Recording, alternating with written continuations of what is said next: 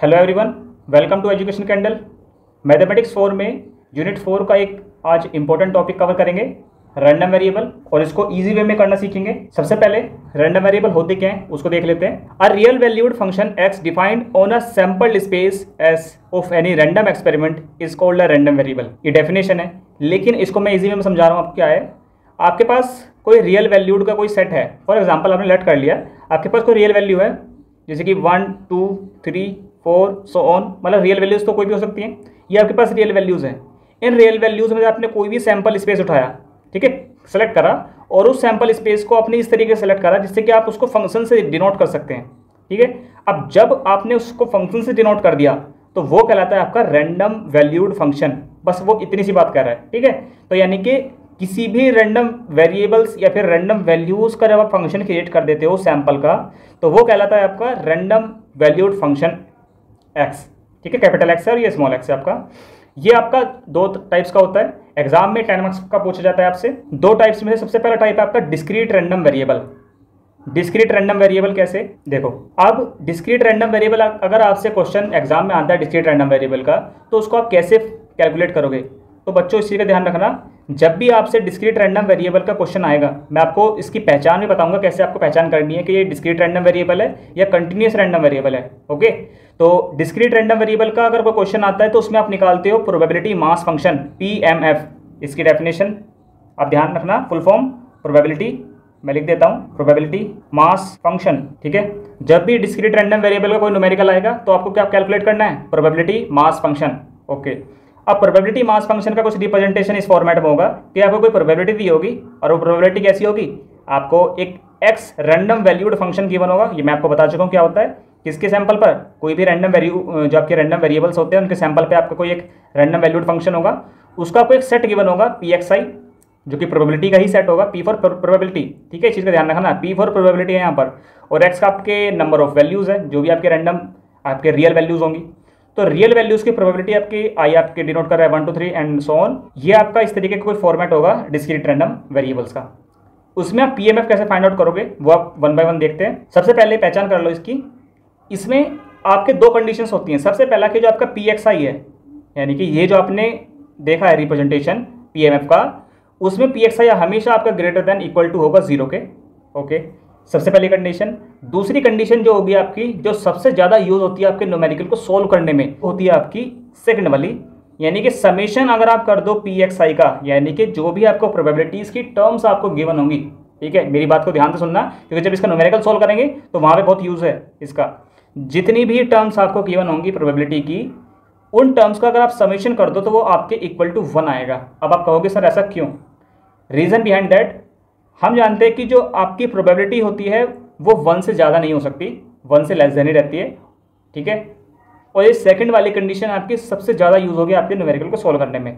ठीक है, 3-4 स्टेप मैंने आपको बताए हैं डिस्क्रीट रैंडम वेरिएबल में PMF को फाइंड आउट करने के, वो ध्यान रखना। और एक चीज़ और ध्यान रखना बच्चों, डिस्क्रीट रैंडम वेरिएबल में हम निकालते हैं समेशन। ठीक है, यानी कि जब आप PMF फाइंड आउट करोगे तो PMF को कैलकुलेट करते टाइम आप निकालोगे समेशन।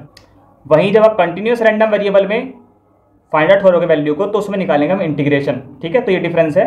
फिलहाल के लिए भी इतना ध्यान रखोगे, जब भी आप डिस्क्रीट रैंडम वेरिएबल का, जब मैं पहचान बताऊंगा इसकी न्यूमेरिकल की, जब भी निकालोगे PMF को तो उसमें समीशन को ही फाइंड आउट करना है। अब आप इसका एक न्यूमेरिकल कर लेते हैं जिससे कि आपको और क्लियर हो जाएगा। A random variable X has the following probabilities function. अब आपको कोई रैंडम वेरिएबल आपको एक फंक्शन दे रखा है, उसकी कुछ प्रोबेबिलिटीज़ भी दे रखी हैं। सबसे पहला रैंडम वैल्यूड जो फंक्शन आपका X, किसका फंक्शन है वो, X टर्म्स का। ये मैं आपको पहले ही बता चुका हूँ। ठीक है, वो फंक्शन दे रखा है 0 1 2 3 4 5 6 7, ये आपको कुछ वैल्यूज दे रखी है रैंडम वैल्यूड फंक्शन की, और उसकी कुछ प्रोबेबिलिटीज भी दे रखी है। P फॉर प्रोबेबिलिटी, किसकी, X टर्म्स की प्रोबेबिलिटी दे रखी है आपको। ये मोस्ट इंपोर्टेंट क्वेश्चन है, आपके एग्जाम में सबसे ज़्यादा बार पूछा गया क्वेश्चन है, इसलिए मैं आपको इसको एग्जाम्पल के रूप में आपको समझा रहा हूँ। ठीक है, जिससे कि आपको और अच्छे से क्लियर होगा। कई बार एग्जाम में पूछा गया आपसे। ओके, तो ये आपको प्रोबेबिलिटीज भी गिवन है। कैलकुलेट करने के लिए बोल रहा है आपको K, तो K की वैल्यू आपको कैसे फाइंड आउट करनी है। सबसे पहले आपको ये ध्यान रखना है कि जो सी कंडीशन है, जो मैंने आपको कंडीशन समझाई थी, वही कंडीशन इसमें यूज होंगी। हमने देखा था कि इसकी सेकंड जो कंडीशन थी, वी नो दैट, कि अगर मैं समेशन कर दूं PXI का वो इक्वल टू 1 होता है। ये हमने कंडीशन सेकंड देखी थी, चेक करी थी, और यही यूज होगी यहाँ पर। मतलब कि फर्स्ट केस की अगर मैं वैल्यू को फाइंड करना चाहता हूँ, ठीक है, इसको कैलकुलेट करना चाहता हूँ, तो मुझे क्या करना होगा, जितनी भी मेरी प्रोबेबिलिटीज़ हैं उसका मैं क्या कर दूंगा, सम कर दूंगा। यानी कि मेरे पास एक कंडीशन थी ना, ऐसा पॉसिबल है, तो मैं इसी का यूज़ करके इस के की वैल्यू को फाइंड आउट करूंगा। मतलब क्या है इसका, जितनी भी आपकी ये पी एक्स आई एन के प्रोबेबिलिटीज़ हैं इनका मैं क्या कर दूंगा, सम कर दूंगा। तो सम कैसे करेंगे, 0 + k plus 2k plus 2k plus 3k plus k² plus 2k² plus 7k² plus k equal to क्या आपके गिवन है 1। ठीक है, अब इस सभी को कैलकुलेट कर लोगे आप, तो आपके पास वैल्यू आएगी जब कैलकुलेट करोगे इसको 9k plus 10k² equal to 1। ठीक है, इसको अच्छे से फॉर्मेट में लिखते हैं जिससे कि इसको आगे सॉल्व कर पाए हम। 10k² plus 9k minus 1। जब आप इसका फैक्टोरियल निकालोगे तो फैक्टोरियल करने पर इसकी वैल्यू आएंगी आपके पास 10k² plus 10k minus k minus 1 equal to 0। इसमें 10 कॉमन ले लेते हैं, 10k तो यहाँ जाएगा आपके पास k प्लस 1 माइनस 1 यहाँ से कॉमन ले लेते हैं, k प्लस 1। ठीक है, इक्वल टू 0। तो आपके पास दो वैल्यू आएंगी, एक तो आएगा आपके पास k प्लस 1, एक आएगा आपके पास 10k माइनस 1 इक्वल टू 0। अब दोनों वैल्यूज को k प्लस 1 को एक बार इक्वल टू 0 रख लेते हैं और 10k माइनस 1 को एक बार इक्वल टू 0 रख लेते हैं। तो जब k प्लस 1 इक्वल टू 0 करोगे तो इसकी वैल्यू आएगी आपके पास -1। k की वैल्यू आएगी आपके पास, k की वैल्यू क्या कैलकुलेट करा रही है, वो आ रही है -1। तो ये तो एक्सेप्ट नहीं होगी क्योंकि माइनस वैल्यू है, और फैक्टोरियल जब हम करते हैं तो माइनस वैल्यू को हम रिजेक्ट कर देते हैं मोस्ट ऑफ केसेस में। तो यहाँ भी हम वही करेंगे, माइनस वैल्यू को हम रिजेक्ट कर देंगे और जब इसको कैलकुलेट करेंगे तो ये आएगी आपके पास वैल्यू k बराबर 1/10। ठीक है, तो यही एक्सेप्टेड होगी k की वैल्यू। तो फर्स्ट पार्ट तो हमने कैलकुलेट कर लिया k की वैल्यू को फाइंड करना।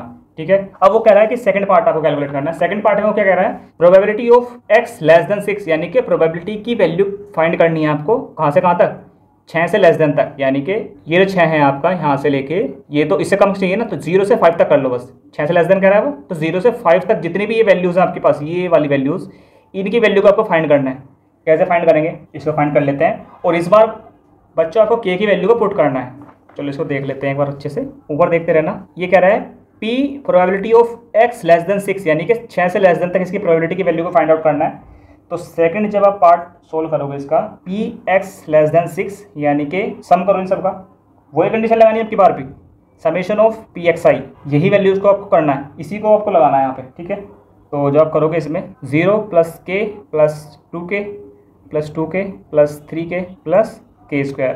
ठीक है, ये आपने लगा दिया। अब आप क्या करोगे, इन सबको सम कर लो। सम करने के लिए k ये हो जाएगा 3k, 3 to 5k, 5 8k plus k², 8k plus k²। ठीक है, अब क्या करोगे आप, k की वैल्यू को पुट कर दो। k की वैल्यू आपके पास क्या है, 1/10, तो 8 इंटू 1/10 प्लस 1/10 की पावर 2, तो हो जाएगा 8/10 प्लस 1/100। इसका एलसीएम ले लेते हैं 100, 10 10 100, तो ये जाएगा आपका 80 और ये जाएगा आपका पास 1।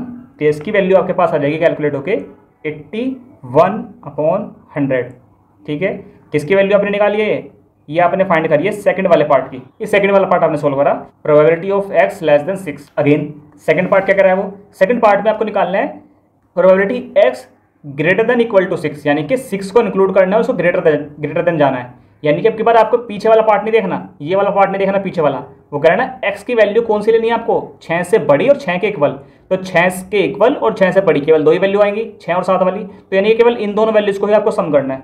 ओके, तो कर लेते हैं। तो p x greater than equal to 6, जब आप इसको करोगे summation of p x i, जब आप निकालोगे इसका, तो आपके पास वैल्यू आएंगे 2k² plus 7k², 2k² plus 7k² plus k। तो यानी कि ये वैल्यूज आ जाएंगे आपके पास 7 2 9, 9k² प्लस k की वैल्यू पुट कर दो इसमें सिंपल। तो जब k की वैल्यू को पुट करोगे तो 9 1/10 का होल स्क्वायर प्लस 1/10। ठीक है, अगेन इसका होल स्क्वायर खोल देते हैं, 9/100 प्लस 1/10, इसका एलसीएम लेंगे हम। एलसीएम लेने पर ये आ जाएगा आपके पास वैल्यू 10 10 ये हो जाएगी 91। तो ये इसकी वैल्यू आ गई है। ठीक है, सेकंड पार्ट पे हमने सोल्व कर लिया। अब थर्ड पार्ट में वो क्या कह रहा है, थर्ड पार्ट में उसने बोल दिया आपसे कि आपको x की वैल्यू कहाँ से कहाँ तक रखनी है, आपको 3 से तो बड़ी रखनी है और 6 के इक्वल और लेस देन, यानी कि आपको 3 से तो बड़ी, यानी कि 4 इंक्लूड होगा, 5 इंक्लूड होगा, 6 भी इंक्लूड होगा, क्योंकि इक्वल टू बोल दिया 6 के उसने। तो केवल 3 ही वैल्यूज इंक्लूड होंगी, 3k, k² और 2k²। इन्हीं का हम सब निकालेंगे और आगे इसको सोल्व करेंगे। एक बार देख लेते हैं अच्छे से कैलकुलेट करके इसको भी। तो हम निकाल रहे हैं वैल्यू थर्ड पार्ट की, जिसमें उसने बोल दिया p जो होगा 3 से तो बड़ा होगा और x के लेस देन, मतलब x जो होगा लेस देन इक्वल टू होगा 6 के, ये वैल्यू आपको फाइंड करनी है। इसके लिए आप क्या करोगे, केवल 3 ही वैल्यूज आपके पास आएंगी, 3k प्लस के स्क्वायर प्लस 2k स्क्वायर। जब इसका सम करोगे आप तो आपके पास वैल्यू होंगी 2 और 1 3 के स्क्वायर प्लस 3k, के की वैल्यू पुट कर दो 3, 1/10 1/10, वैल्यू कैलकुलेट करो तो ये हो जाएगा आपके पास 3/100 प्लस 3/10। तो इसके लिए इसका एलसीएम ले लेते हैं, 3 + 10 30, तो ये हो जाएगा आपके पास 33/100। ये आपने तीनों पार्ट सॉल्व कर लिए। हमने डिस्क्रीट रैंडम वेरिएबल देख लिया था जिसमें हमने प्रोबेबिलिटी मास फंक्शन को कैलकुलेट करना सीखा था। अब हम इसको सेकंड टाइप देखेंगे रैंडम वेरिएबल्स का, कंटिन्यूस रैंडम वेरिएबल, जिसमें हम सीखेंगे पीडीएफ को कैलकुलेट करना, यानी कि प्रोबेबिलिटी डेंसिटी फंक्शन।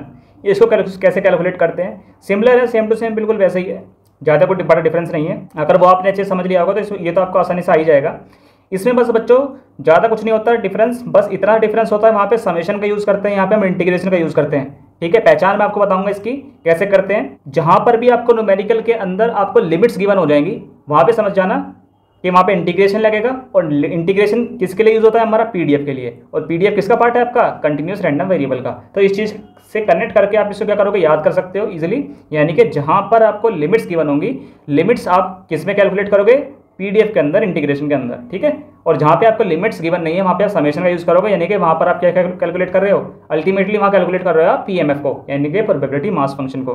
बस सिंपल सा डिफरेंस है दोनों पे, पहचान करना इसको आसानी से। अब हम कैसे कैलकुलेट करेंगे इसको, रिप्रेजेंटेशन से कुछ इस तरीके से होगा। जब लिमिट्स की बात कर रहे हैं तो दो तरीके की लिमिट्स होंगी, एक लोअर लिमिट एक अपर लिमिट, यानी कि एक ए और एक बी लिमिट्स गिवन है आपको। ठीक है, इस तरीके से रिप्रेजेंटेशन होगा। P4 आपकी प्रोबेबिलिटी है ये। यहाँ पर भी दो कंडीशन है कि आपका fx जो होगा वो ग्रेटर देन इक्वल टू 0 के होगा।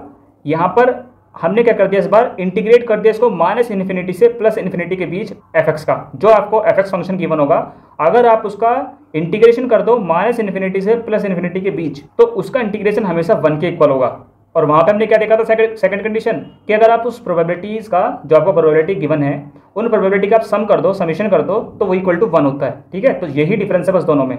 यहाँ पे इंटीग्रेशन करते हैं हम -∞ से +∞ के बीच, या उसको ऐसे कह सकते हो, गिवन लिमिट्स के बीच में अगर आप इंटीग्रेशन कर दो उस गिवन फंक्शन का, तो वो इक्वल टू 1 रखना है आपको, जिससे आप उसकी वैल्यूज को कैलकुलेट कर सको। यहाँ पर भी सेकंड जो आपकी कंडीशन है वो इंपॉर्टेंट है, ये ज़्यादातर क्वेश्चन में यूज होती है। डायरेक्ट हम इसका क्वेश्चन न्यूमेरिकल सोल्व करते हैं, ठीक है, जिससे कि आपको इजीली क्लियर हो जाएगा। ये 10 मार्क्स का पूछा जाता है ये क्वेश्चन भी आपसे। क्वेश्चन कह रहा है कि if the function defined as fx, आपको फंक्शन दे रखा है, फंक्शन की वैल्यू है c(e⁻⁻x) और लिमिट्स गिवन है आपको। देखो बच्चों, ये डिफरेंस ध्यान रखना, ये पहचान है। जहां पर आपको लिमिट्स गिवन हो जाएंगी वहां समझ जाना, वहां आप क्या कैलकुलेट करोगे, वहां आप कैलकुलेट करोगे पीडीएफ को। ठीक है, लिमिट क्या गिवन है आपको, 0 से लेके इन्फिनिटी तक लिमिट्स मिल गई आपको। Find the value of C की वैल्यू को फाइंड करवा रहा है, which changes fx to a PDF, और उसने बोल भी दिया कि वो पीडीएफ फंक्शन जो fx है वो पीडीएफ में चेंज हो रहा है। ठीक है, लिमिट आपको गिवन है, पहचान करनी मैंने आपको बता दी। इसको सोल्व करते हैं। सेकंड कंडीशन का ही यूज करते हैं, क्योंकि सी की वैल्यू को ही कैलकुलेट करने के लिए बोल रहा है वो। तो उसके लिए वी नो दैट अगर मैं इंटीग्रेट कर दूं -∞ से +∞ के बीच में fx फंक्शन को, तो वो इक्वल टू 1 होता है। अब ये -∞ से +∞ का मतलब ये है कि आपको जो गिवन लिमिट्स है उनके बीच में अगर मैं इसको इंटीग्रेट कर दूं, उसको जो वैल्यू आएगी वो मेरे पास 1 आएगी। ठीक है, तो इसको इंटीग्रेट करते हैं। सबसे पहले जो आपका fx फंक्शन है वो कितना गिवन है, fx फंक्शन आपको गिवन है c(e⁻⁻x), लिमिट्स कितनी गिवन है आपको, 0 से लेके +∞। ये लिमिट्स का ध्यान रखना है, वही लिमिट्स आपको यूज करनी है। और इक्वल टू किसके रखना है, आपके 1 के, जो आपको कंडीशन गिवन होती है, मतलब जो आपको कंडीशन बताई थी मैंने पहले ही, ये कंडीशन याद रखना। ठीक है, तो ये आपने रख दिया। जब इसको आप इंटीग्रेट करोगे तो आप देख पा रहे हो c तो आपको कांस्टेंट है, तो वो तो बाहर आ जाएगा, e⁻⁻x इक्वल टू 1। इंटीग्रेट करने पर c e⁻⁻x का क्या होगा, e⁻⁻x होगा। और जब x का डिफरेंशिएशन इसके बटे में होगा, और x का डिफरेंशिएशन कितना होगा, -1, 0 टू इन्फिनिटी। इसमें कोई प्रॉब्लम नहीं होनी चाहिए इसका इंटीग्रेशन करने में। ठीक है, ये आपको पता होगा इसका इंटीग्रेशन कैसे करोगे। इंटीग्रेट करोगे e⁻x का, e⁻x ही होता है, और -x का दोबारा से डिफरेंशिएशन उसके बटे में होगा, तो वो -1 होगा। ठीक है, उसके अपॉन में आएगा वो। ये आपने कर लिया। अब आप क्या करोगे, इसको आगे सोल्व करते हैं। चलो अब -1 को हम क्या कर लेते हैं, बाहर कर लेते हैं, -c हो जाएगा ये, तो ये हो जाएगा e⁻⁻x। लिमिट्स है आपके पास 0 टू इन्फिनिटी, इक्वल टू आपका चल रहा है 1। ठीक है, ये आपने कैलकुलेट कर लिया वैल्यू। अब इसकी लिमिट्स रख लेते हैं, -c पहले रखते हैं अपर लिमिट, तो e⁻∞ माइनस लगाओगे, क्योंकि लिमिट्स रखने का रूल है ये, upper limit minus lower limit. तो अपर लिमिट रखी, माइनस लगाया, अब रखेंगे lower limit, e⁻⁻0 equal to 1। ठीक है, अब हमेशा ध्यान रखना कि जो आपकी ई की पावर माइनस इन्फिनिटी होता है, ई की पावर माइनस इन्फिनिटी की वैल्यू होती है आपके पास 0, ठीक है। और -0 बोल दो या 0 बोल दो तो बात एक ही है। ई की पावर बोल दो या किसी की भी पावर 0 हो, उसकी वैल्यू होती है आपके पास 1, ठीक है। तो -c इसकी वैल्यू हो जाएगी 0, ई की पावर -0 की वैल्यू हो जाएगी 1, इक्वल टू हो जाएगा 1 के। माइनस माइनस प्लस हो जाएगा, तो c की मल्टीप्लाई कर दोगे अंदर तो ये हो जाएगा आपके पास c इक्वल टू 1, और आपने c की वैल्यू को कैलकुलेट कर लिया इजीली। किसके यूज़ करके? आपने यूज़ करा है PDF का, यानी कि प्रोबेबिलिटी डेंसिटी फंक्शन का। ये मैंने आपको यूनिट 4 का इंपॉर्टेंट टॉपिक कवर करवाया है, जिसमें हमने देखा था रैंडम वेरिएबल, दोनों टाइप सीख लिए इसके। डिस्क्रीट रैंडम वेरिएबल यानी कि उसमें हमने कैलकुलेट करना सीखा PMF को। दूसरा टाइप सीखा हमने कंटिन्यूस रैंडम वेरिएबल, जिसमें हमने सीखा प्रोबेबिलिटी डेंसिटी फंक्शन को कैलकुलेट करना। Thank you so much.